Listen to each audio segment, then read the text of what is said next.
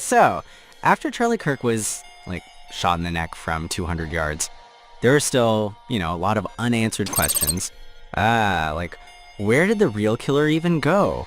Why wasn't he, actually caught? And, why was a fake killer staged instead? So, yeah, Jackson Hinkle is, like, asking some really important questions here. Let's have a look at what he says. Charlie Kirk is shot in the neck from 200 yards away, right in the jugular vein. And as people are running away, the police somehow find this guy who was a patsy.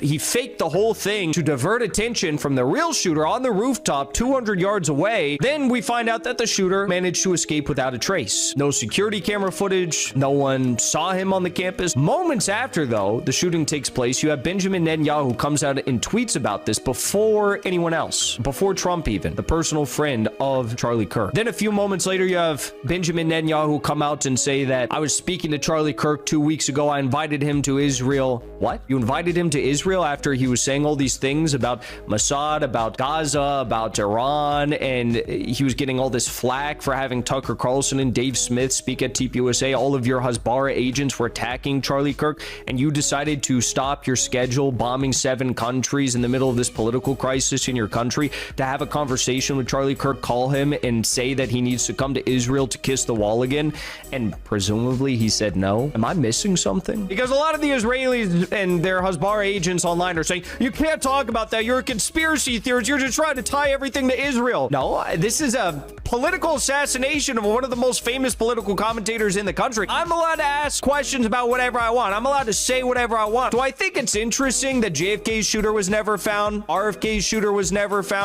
Princess Diana's murder was covered up? The 9/11 story was obviously covered up? Do I think it's interesting that the Epstein list was never released? Well, I think it's interesting that this is all happening right now and the shooter's still not found.